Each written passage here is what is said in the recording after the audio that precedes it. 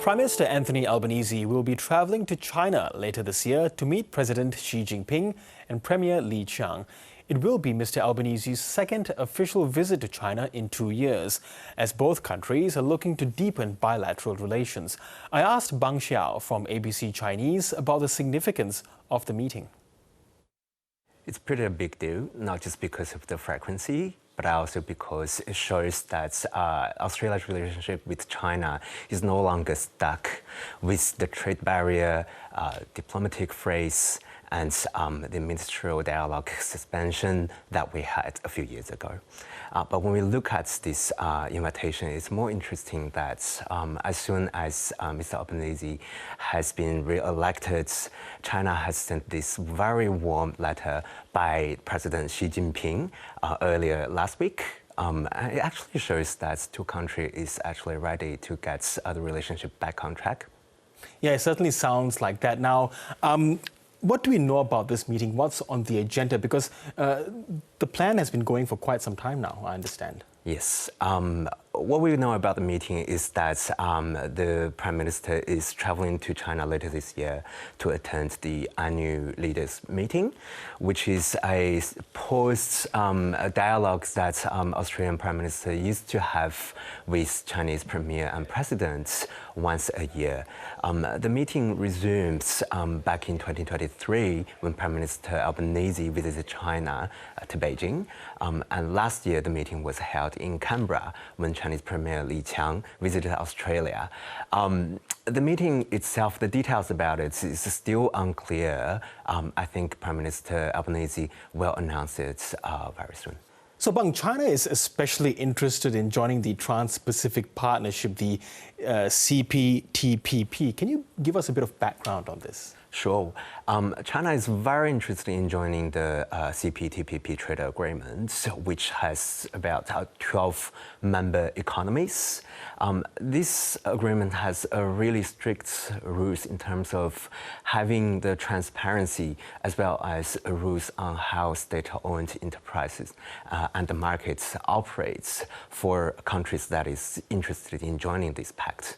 But the sensitivity of China's application to this pact is that by the time China submitted this application, Taiwan also had the application to join the pact, and which Beijing has strongly opposed to. And the interesting part of this conversation is that Australia is chairing this group this year. Analysts always believe that China is hoping to project its influence on Canberra and hoping that Canberra could be one of the voices for China to help its application to be approved by other member economies. Yes, and as you mentioned earlier, there was quite a warm congratulations from Xi Jinping to Anthony Albanese on his election win. It's quite a turnaround in the China-Australia relationship, isn't it? It is quite a turnaround. Just a few years ago, we had ministers don't speak to each other, not answering phone calls. We had a diplomatic phrase, and we also had high tariffs on Australian goods. All of those barriers are removed. It's also interesting to see how quickly that Beijing has moved on to another chapter of Australia-China relations, with President Xi Jinping sending a congratulatory letter to Prime Minister Albanese that he wanted a more mature and stable relationship between Australia and China. But this is something we think is kind of like a positive development between two countries. But by the look of it, when we trace the history of the high-level dialogues between two countries, we believe this is just something that is back to normal. So, how does our relationship with China contrast with the U.S. relationship with Beijing? This is a very interesting question, Girish. Back in 2 years ago, when Mr. Albanese visited China in 2023, we haven't seen such a chaotic geopolitical rivalry between China and the U.S. now what we have in the region is, the pause of high tariffs between China and US imposed on each country's exports.